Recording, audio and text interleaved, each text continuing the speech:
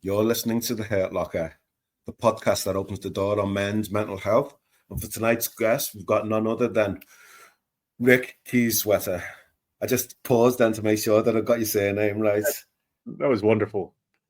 Rick, welcome Yeah. to the Welcome to The Hurt Locker. Oh my God. How are Wonderful you? to be here. Yes, I'm fine, thank you. It's wonderful to be here, and it's I'm looking forward to our chat, Yinka. Okay, so tell me, what do you know of The Hurt Locker? Well, I know there's sort of elements of mental health in it, which I think is good. Well, it doesn't matter what I think, but I think it's always beneficial to be speaking about things that probably haven't been spoken about in the past. So that's one element that I like about the Hurt Locker. I listened to the Tom Stade episode, and I found that I found that particularly enlightening and funny and vulnerable, and it's probably a little bit of the side that I didn't know about Tom.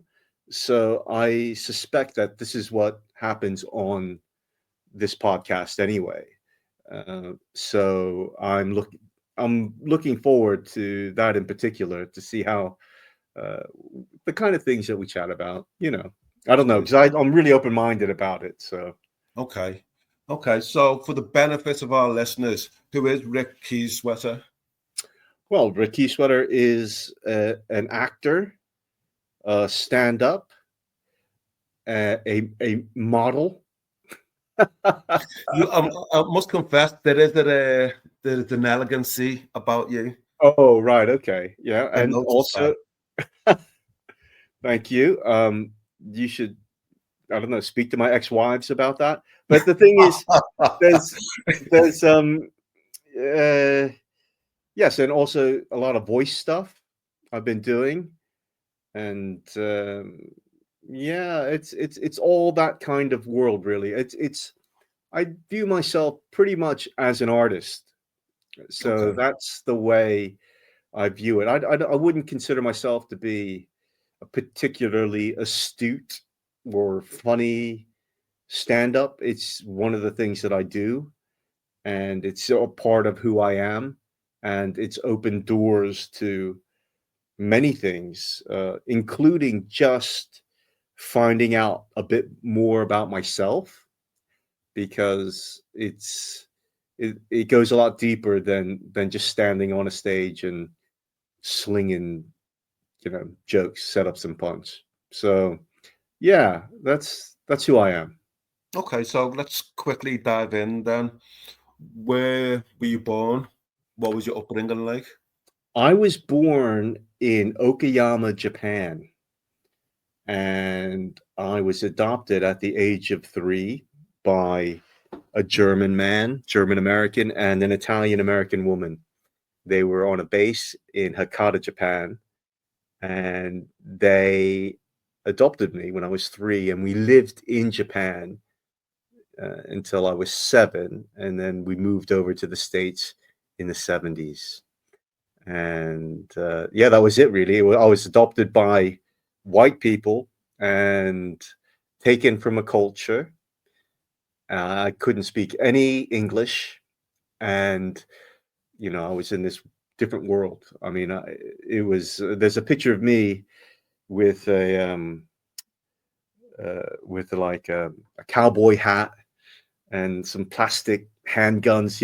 There was at that time a very popular TV show, Western TV show, was called Rawhide, and I had like a Rawhide T-shirt on. And so I'll be like this, and this is a Japanese kid with all sort of rotten teeth and everything, and so that's where I was born, and then we moved to the States, initially to Ohio, and then eventually we settled down in New Jersey, Philadelphia sort of area, and so there was a time when I actually had like a Southern accent,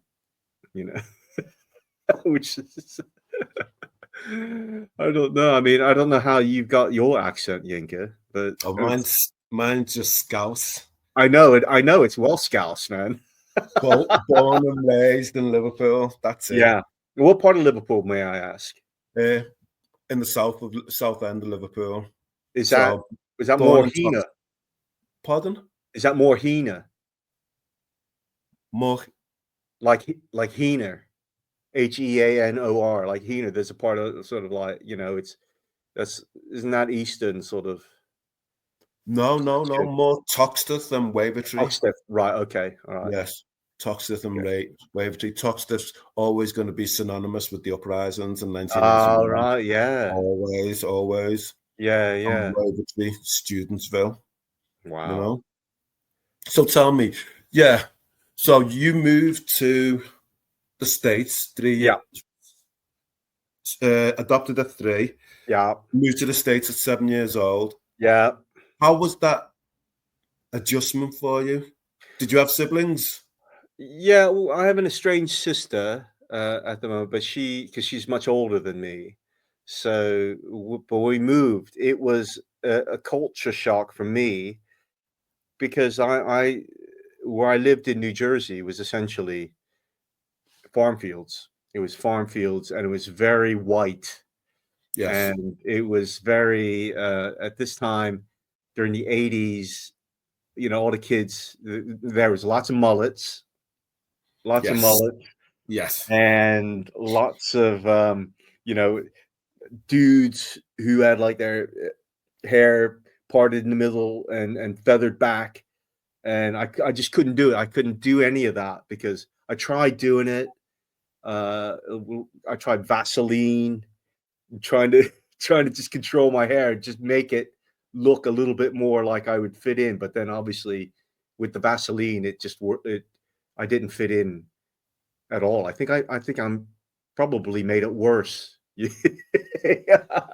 But yeah, it was. But besides that, it was very idyllic. And I think back then there was no real, there was no internet, and so my parents just said, "Like, you're one of us now, and that's it." So I find that uh, because there was nothing about transracial adoption at the time, Absolutely.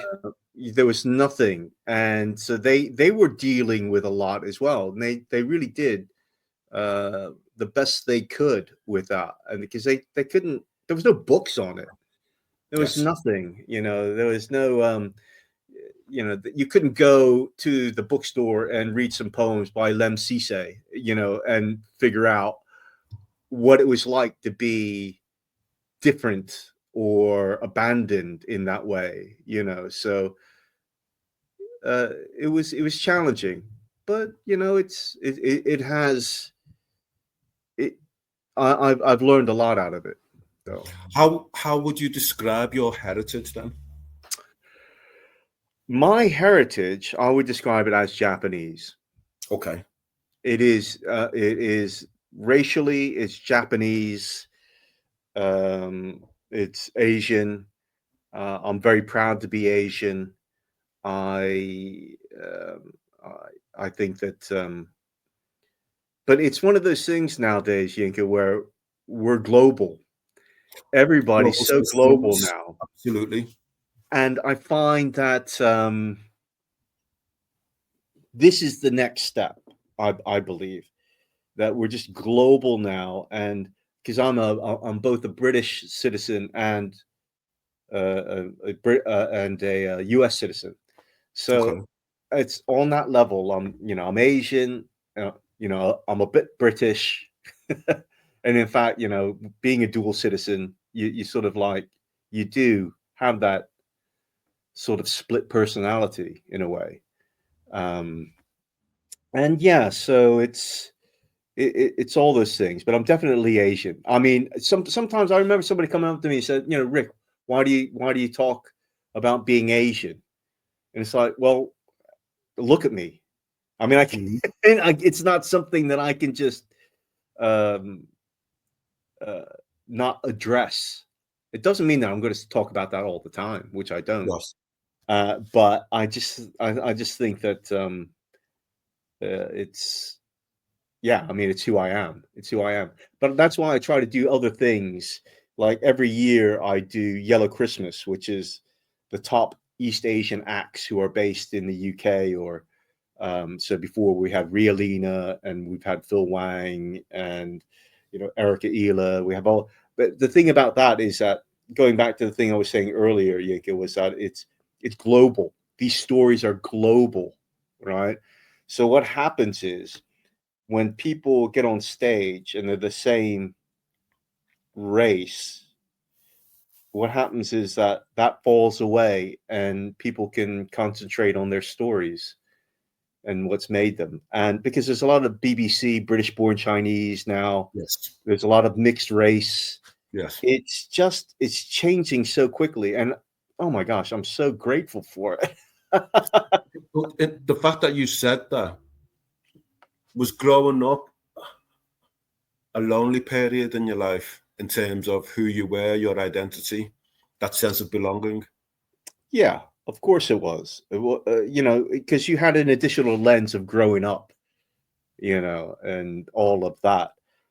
But, and also being in a small town, and, I had to like cycle, ride my bicycle for like 5 miles to get a pint of milk. I mean, it was out in the middle of nowhere. It was like a farm, across from farm fields. And, yes, it was, but also during that time, I actually did a lot of drawing and just inside, and because there was no computers as well, there was nothing. You see, you had to create your own world, much like a lot of the filmmakers, in the past had to do these things, because they just normally, that's what they did. So that's when I started developing that storytelling. I mean, we didn't even have that idea of storytelling, back then. It was just like things to amuse myself, and to sort of like, yeah. So I would create cartoons and all that kind of stuff, and then later on, I would, start to write a little bit more. Okay. Yeah. Did you experience racism? Not that I knew of. To be honest, The reason why I'm asking that is because you're plonked 5 miles to go and get a pint of milk. yeah, yeah, It's going to be predominantly white. yeah, You'll attend school, no Yeah. doubt. That's going to be predominantly white. yeah, You're probably going to be the only person of color in that school. That's right. That's right. I mean, I joke about it, but when you go to a place like that, literally you're just lumped in with the people who are different. And in high school, it was me, Chocolate Tony, and a kid with an eye patch. And Chocolate Tony wasn't even black. The kid just liked chocolate. This is the kind of thing that how straight this place was. Yes. But the thing is, yeah, I didn't really recognize it. It was like one of those. It was so interesting in a way, because I had no tools to deal with any of this. Like, I was living with my nephew had to come and live with us, because out of my sister had a tumultuous relationship, and so she ended up living with us, and she had her children. Okay. And he was very young, and I was 12, and he was about, I don't know, 5, and she's not Asian, I'm the Yes. only one that's adopted. And he looked at me and he just said, "Ricky, when am I going to grow up to look like you?" And it was just like, and so it would come up in ways, the whole race thing would come up in ways that I didn't expect, and I didn't really sort of make sense of it until I was much older.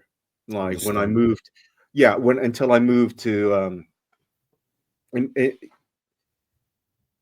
and also I found that it was different, because I found that Britain at the time when I moved out, because I moved here in the 90s, I found that Britain was much more racist than America. Not because of anything more than in America, it was part of the conversation early on. It was, Yes. and it was very vocal. I'm not saying it was more mature, but it was more mature in a way that it had um, reached a level of, and it was always acknowledged in a way. Whereas in Okay. Britain, it was a little bit different. Like, because I ended up, when I first came over here, I went to uni here in Leicester. You And went to Leicester Uni? yeah, Okay. so, Okay. but the thing is, I ended up working in a life before this. I got a degree in graphic design in the end.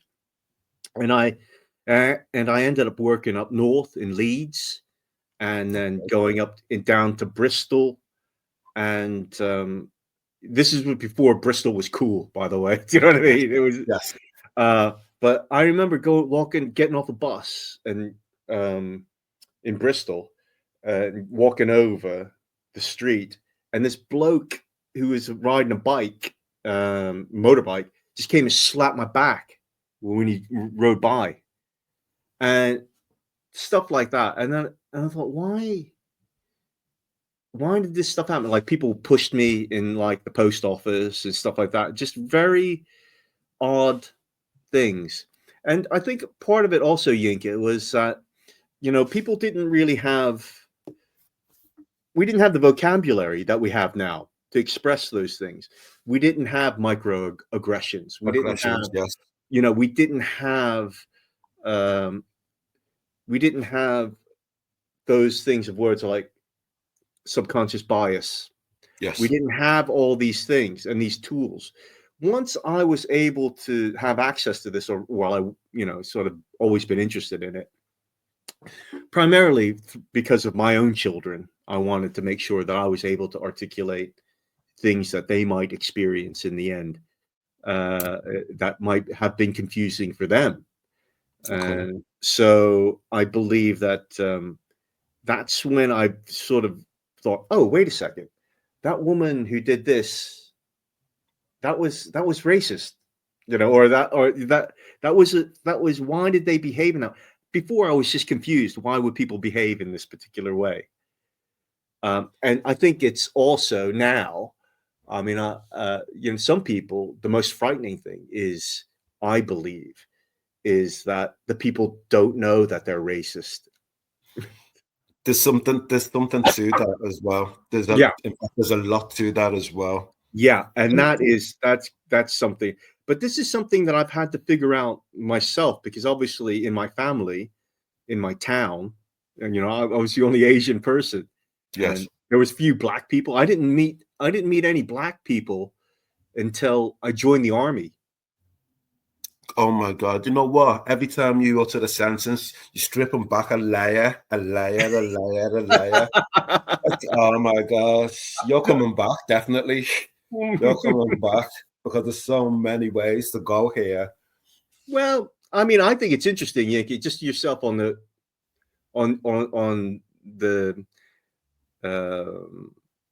the way you sound, your accent. Yes. It's well Scouse, right? Yes. And it just made me think. I recently did in films, what they do is they have to re-record sound and dialogue. Yes. They call it ADR. And I do that as well.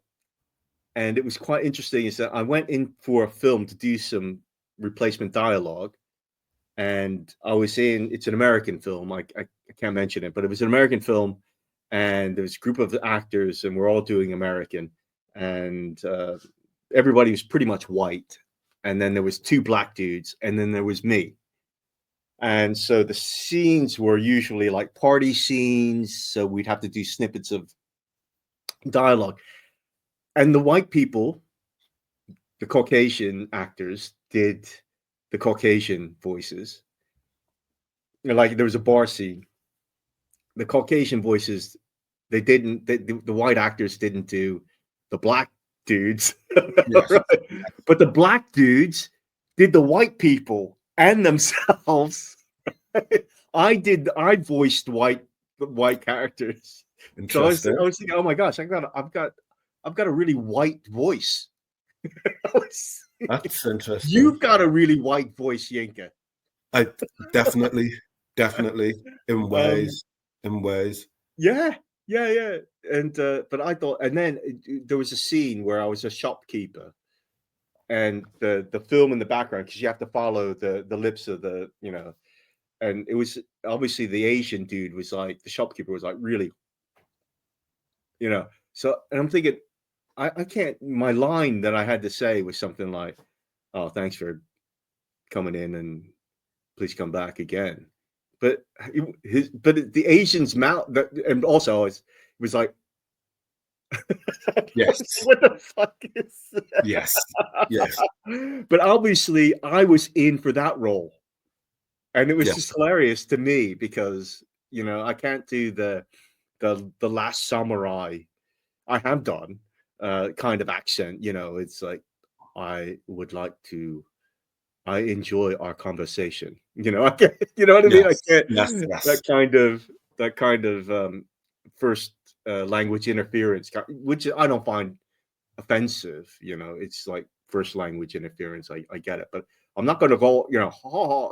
It's Absolutely, that's crazy. absolutely, absolutely. Can I ask, do you ever get angry? Yeah, of course I get angry. No, but why? Of course. I'm just asking. Some people don't get angry, you know? No, I've spent a lifetime uh, understanding why I might get angry. Um, I think as one gets older as well, you think, well, you become more educated, you become more sort of, I think, more worldly and wise, and in my case, more stoic. And Is that a good thing? yes, I think it I is a mean, good thing. But why? I think because it's a self-preservation kind of thing. But I Okay. think but I think anger, when I approach it, or I feel it, um, I'm immediately aware of it, and that it's not always the healthiest kind of, certainly it doesn't manifest itself in a physical way, very often. What happens is, I mean, like I am in a situation whereby, like a lot of people in London, their neighbors are critical, because I have people upstairs, people downstairs. Um, and sometimes that can actually make me, I think, oh well, it's London and it's this. But when it becomes something like about consideration, or Yes. not, um, or being more sort of aware Yes. about others, that angers me. I think that's probably goes back to, yes, when I was a child, just not being aware, not or being, um, yeah, abusive towards somebody because of the way they look or sounded, or where they were from, or how well they were educated. Yeah. That kind of stuff does anger me. Were Yeah, you and I'll admit it. Yeah. were you ever angry at being adopted?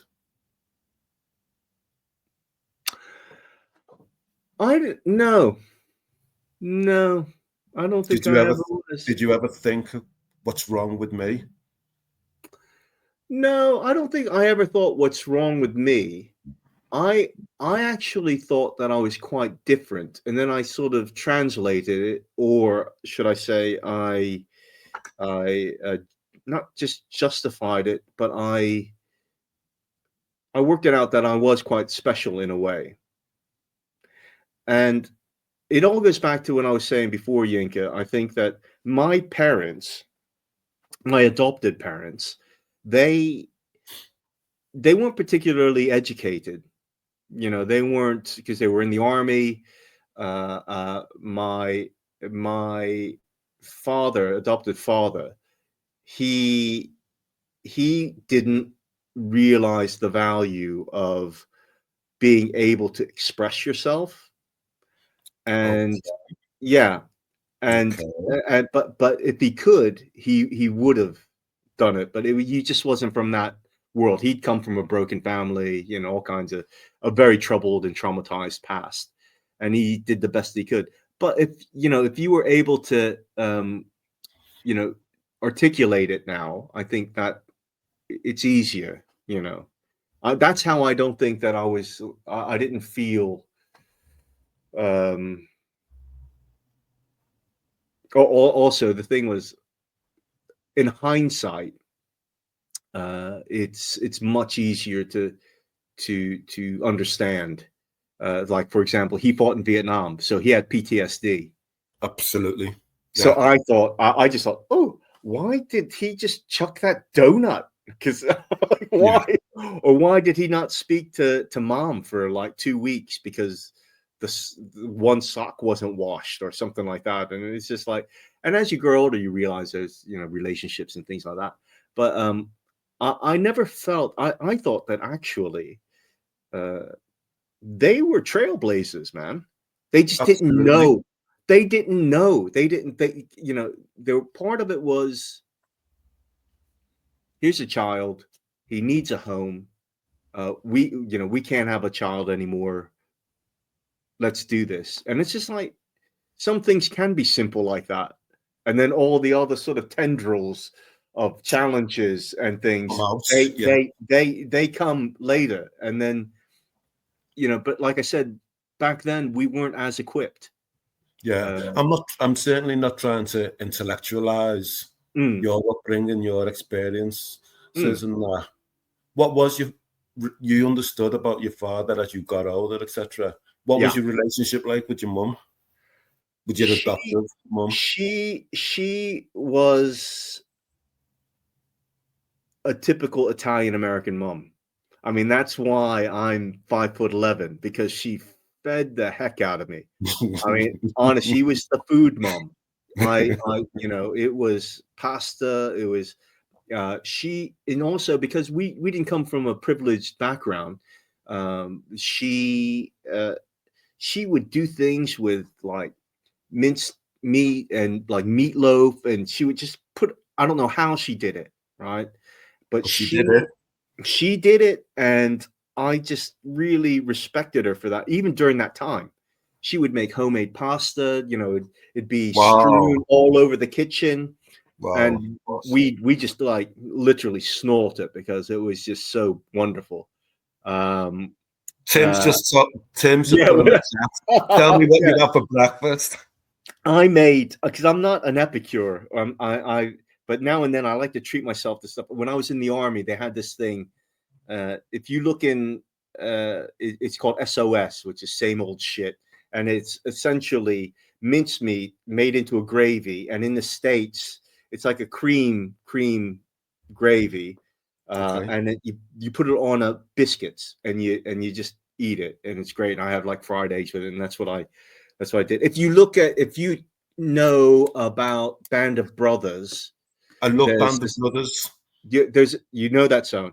You know that? Oh, sorry. Series. I thought you were talking about the series. Yeah, the series. Yeah, there's a one scene where they're in the they're having breakfast and the guy slops on some stuff, and that is SOS, and that's like from the 40s. That's what that's what I had for breakfast. Now and then, I can't eat.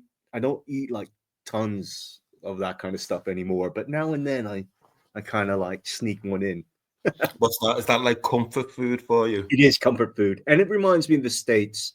But the really good stuff is you can get it in New York and in Miami and stuff, and it's just the biscuits, and then they put the gravy on, and then you get like grits, and I do miss American food.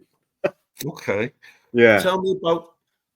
I want to move on to America and also about the army and that, but did you feel love growing up as a child?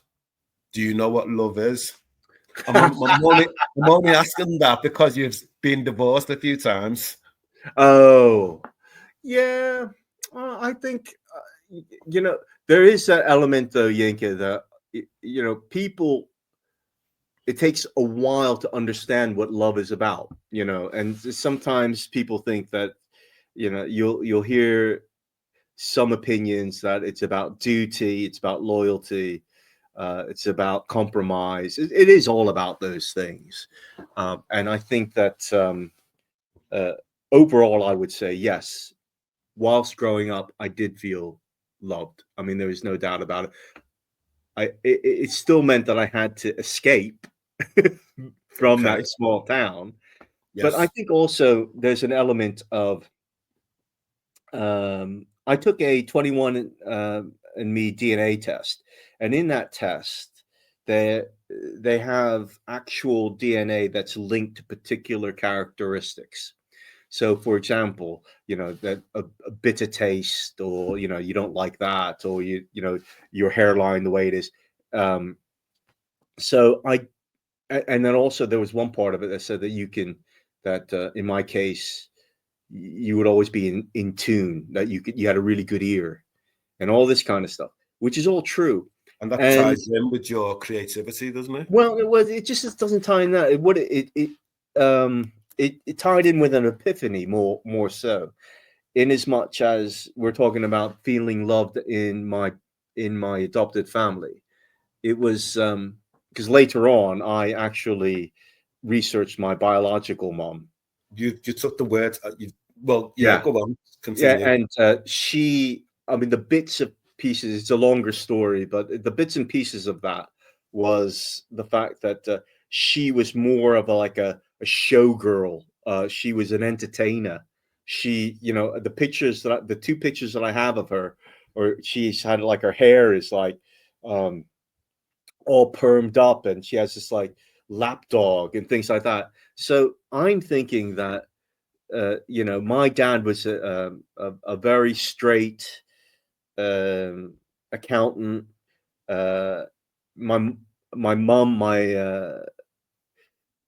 adopted mom was very Italian American. She had her own troubles, and they had this child who was in me. I'm always drawing and always sort of like my mind was always wandering out. And at school, I was funny at school, but it was one of those things where it was part of my armor. So A defense mechanism. Yeah. yeah, I mean, otherwise I would have been in so many fights and all that kind of stuff. So yeah, so that makes me think that yes, I was loved, but there's something literally in my DNA that knew that I wasn't that aspect of them, of that, they provided so much nurture. But at the end of the day, there is that element of nature that just sort of calls you. And I think that's what I sort of went and pursued eventually. Even initially from graphic design and advertising into turning into an artist later on in life. It just, I think it's always been that way, Okay. So you joined the army at what age?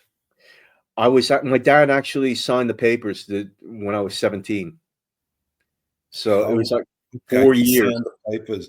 You did 4 years. Yeah. Yeah. I did 4 years. And that's when I met, oh my gosh, it was just like the first time I met Black people. It was just like, I was like, what the How was that for you? well, it was just another world, man. It's another world because I'm from a small hometown in New Jersey. I mean, it's changed. Jersey, where I'm from now, has changed. It's all built up and everything like that. They still have the Indian names of streets and things where they decimated the tribes, the Native American. But yeah, it was just an education. The army was like my university, essentially. Okay. That's when I started to understand there's a bigger world out there. And part of that was meeting different people, not just Black people, just people with different education. Just understanding there was people who had been, I mean, I couldn't really figure it out, but because I was I was only 18, but when I was doing this stuff, and I was from an army household, so this is like kind of what I was supposed to do. But I couldn't really figure out. I didn't think about it too much. That's what I'm. But as soon as that happened, seeing all these different people, I thought, oh right, okay, yeah, that dude has had a bit of a fucked up time at home, just like my dad, or just like my mom, or mom, whatever. And that's when I thought, that's when things started to get piecing together. Started then, really. I don't know if it would have happened at uni, because I was more of a mature student by that point. But Yes. it was great. And then that's when I started traveling as well. That's when I went over to Germany, and I was in different parts of the US, meeting people, different cultures. It was very formative. And I think that was probably the beginning of my journey of never coming back. Okay. Yeah. You mentioned, being divorced. How many times have you been married? Twice. Do you have any children? Yes, I have 2 older children. One is living in Washington, D.C. at the moment. She's married, and another one is living in Portugal. Is like works from home, surfs every day. And I've got a young son who is he's going to be 14 this year, actually. But my eldest children, they're because I used to live in Manchester. So wow, you've been all over. Oh my gosh. Yeah. No, I was at Stretford End. So so my knowledge about the UK is pretty broad, and but that sort of like hinges back to how I was more aware of that there weren't that many Asian men who in Manchester that didn't work in a chippy or a takeaway. And so that's why I made it that's why I pursued them to go to take Taekwondo with Master Shin in Manchester. And because it was like, oh my God, it's pretty, it's like, here's an Asian dude, but he's not making fried rice. He's just like this Taekwondo master, as well respected in the UK. Absolutely. Did Olympian Jay Jones practice there? I don't know if Jade. I mean, this is after my time there, but she will have known Master Shin. Yeah. He's an amazing. There's actually my son here is studying with Master Sammy now, and Master Sammy knows Master Shin and remembers my daughter, who had gotten a black belt actually out of it. So, But what's the relationship like with your children? Is it close? Yeah, I mean, I think with any of these sort of things, when you go and you split up, it's a bit fraught. I mean, it's not easy. And there was a point where I was in London and they were up in Manchester, and I was going up every other weekend to back up to Manchester, and finally bringing them down to London. And it was very difficult, especially initially during the breakup. I remember it for my son's 18th birthday. What I did is I'd saved all of the big rail tickets that they had back in the day. Yes, I saved them all, and it was a big stack of them, and I gave it to him for his birthday. And I said, "Look, this is what we did." So yeah, it was tough, and I never expected that, because obviously when you get married, you think this is it, this is what you do. Yes. And I still believe in that as a goal, I don't know if it's possible anymore because I'm older and I'm thinking, oh, How old are you? I'm 60. You're looking good, mate. You're looking very Yeah, good. yeah. Thank You you. know, Yeah. don't you? Would you like to be in another? Are you in a relationship now? Yes, I do have a girlfriend now. Yeah, yeah. But I mean, it's for the longest period of time I didn't have one, like a serious relationship, and I think that's it goes back to I am not a good at compromise because once I'm trying to do something, I try to do it to the best of my ability, and Okay. then that's. But I do realize the I don't know. It's tougher. It's tougher, I reckon, because it's I just did a shoot recently with a Paralympic basketball player, Okay. and she told me that because I asked her, I asked Amy, what do you do for fun? And she said, I don't. I just do basketball.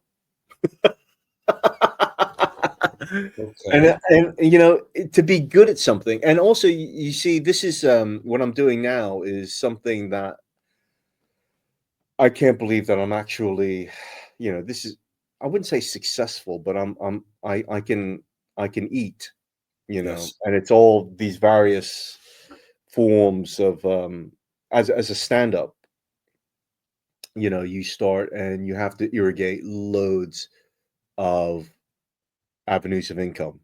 There's no way Yes. that you can just do it from stand-up. There's no way. Absolutely. Absolutely. And also, I'm not really a fan of, you know, I mean, I like writing for a tour, but going on a tour for like 3 months, I don't know if I'd, Not you your know, gig. It's not your it's bad. not. It's I mean, interesting because we've spoken to a few comedians, and a lot of them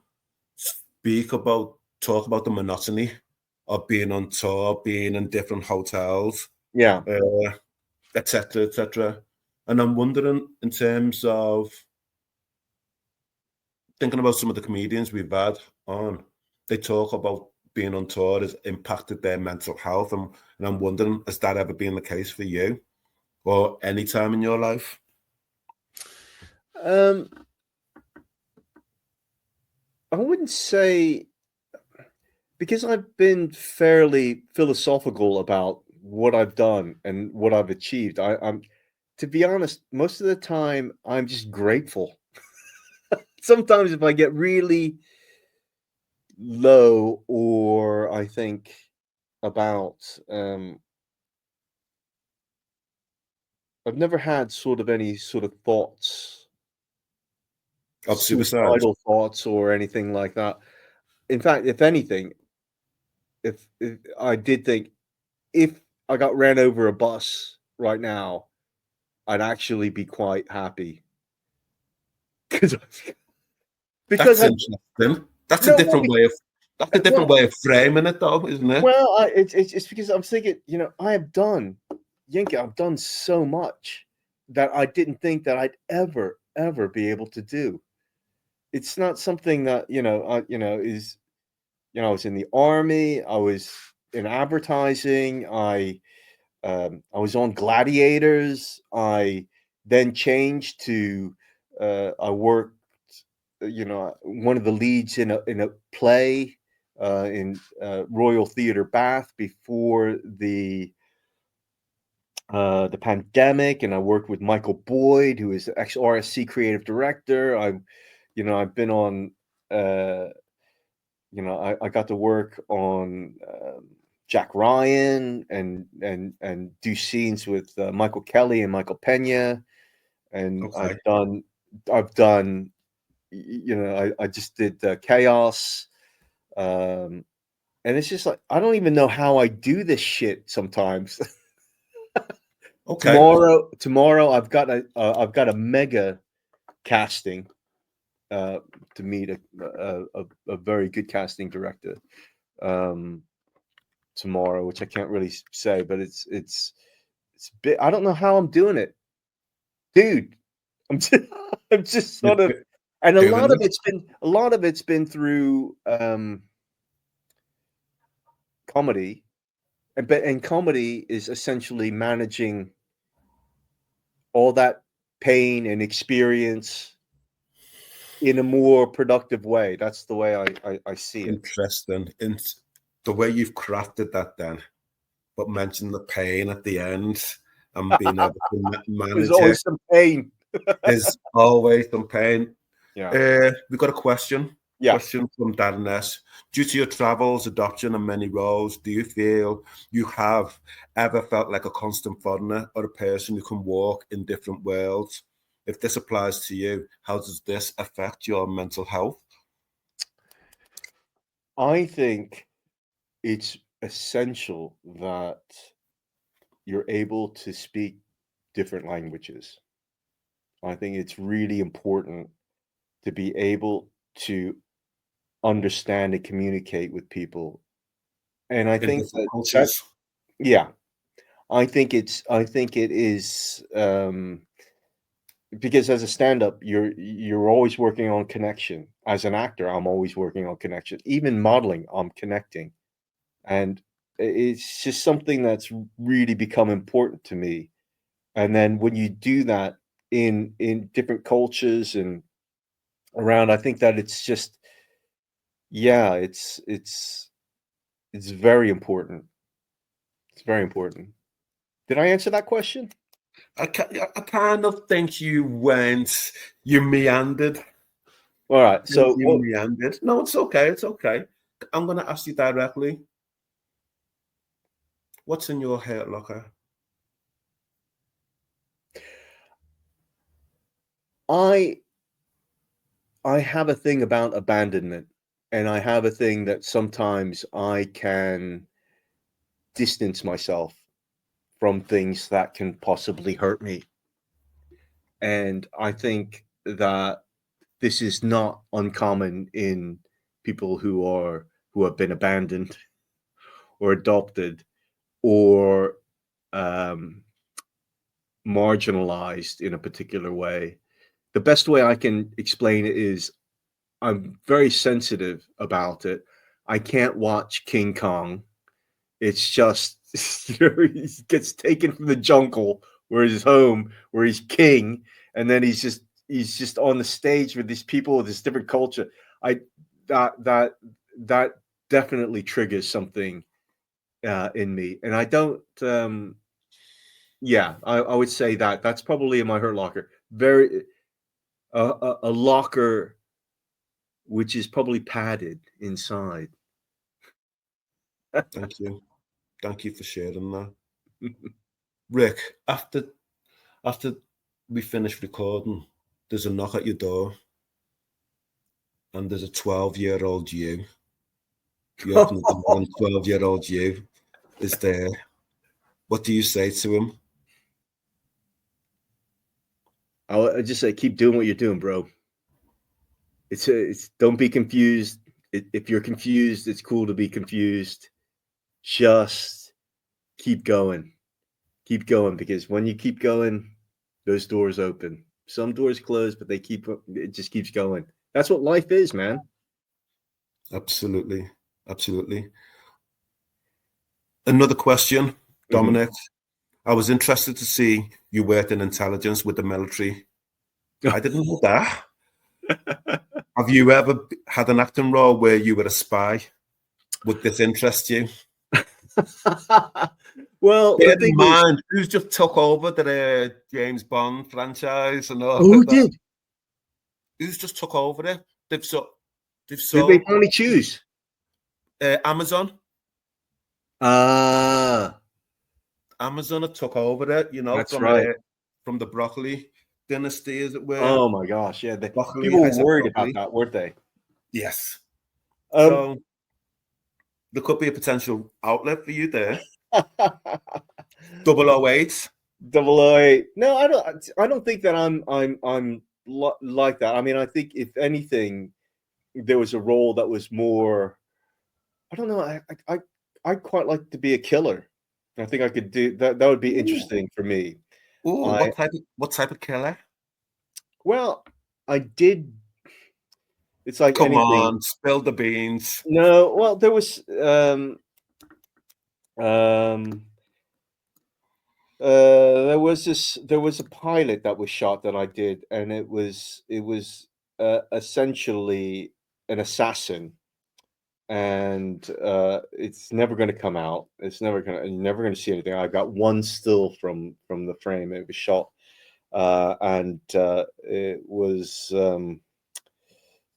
it's the poet of Kyoto, and it's essentially I play an old geezer, and there's shots of me with like loads of tats on the back, and I'm carving into bullets and things like that. And essentially, what it is, I kill people who are really bad, and then at the end of it, the last thing I do is I put out a recorder, and I record their last words, and I turn it into a poem. Wow. But I like roles like that, really. Wow. But also I like things like just really good dialogue. I think that's Yes. fascinating. I mean, it doesn't that I don't use, like, to answer the person's question. I don't. If it's something that I have to be a therapist, I go and I study being a therapist. If it's something that I've got to be a chef, I study being a chef, and then I look at things, and that's the way I do it. I don't really. There's no real. I mean, I'm not classically trained. I just go and I do things and don't mess up on set. That's kind of the way. That's kind of the way I do it. So I don't. So whoever I'm working with, they don't have to worry about anything Rick, because I know my shit. Rick, what's been your proudest achievements? I think this is going to sound really, I don't know, but my proudest achievement, I think, is being in my children's lives, because there's a point in there where obviously, fucking I'm off back to the States. I'm not, I can go back and have my SOS and have my biscuits and gravy and all that kind of stuff. And then I think it's unexpected. And I'd also put within that making London my home, because there was a point where the landscape of London psychologically had changed during the 90s and the 2000s, where I was doing different things and gigging and trying to work and finding out what it meant to be an artist or anything like that. And then I fell out of love. And then it dawned on me, because each building meant something to me. And then when I said, oh my gosh, these are just buildings. People were in those buildings, but they're just buildings. And then I realized that I had to just make London mean something. Make it work for you. Yeah. Well, we create these things. It's not yeah. And also I think it's probably just being in the present. I mean, that's another big thing, but I think that I was most proud of keeping in touch with my children, keeping that connection, working hard on it when some people might have said I wasn't doing enough. And I just think that, and then the power and the knowledge to know that you make it what it is. Absolutely. Yeah. Who's the most important person in your life? You can only pick one person.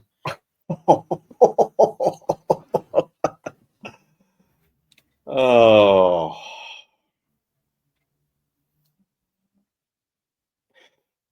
I would say the little boy inside me, the little Rick inside me is the important thing, because within that is all the hope and all the dreams and all the imagination that helps me to connect to everyone I need to connect with and who I love. So I think that's what I would say. That little I've never had that response before, and I'm not going to edit it. I'm not going to edit it at all. I agree with you. If you had to sacrifice something and don't say a human being or a Mhm. lamb, what would it be? If I had to sacrifice something, I I'm I don't like stuff. I wouldn't mind living in a van. Okay. If I had to sacrifice things, I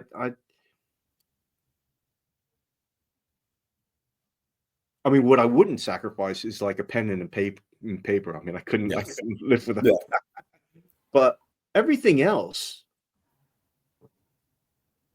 wouldn't bother me. I'd find a way around it.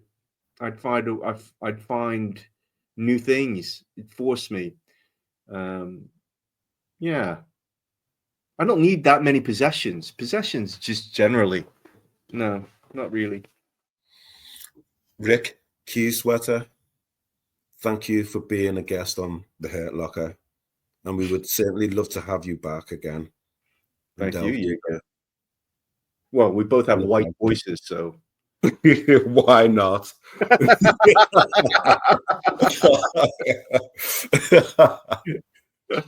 That's a wrap. all right. Brilliant.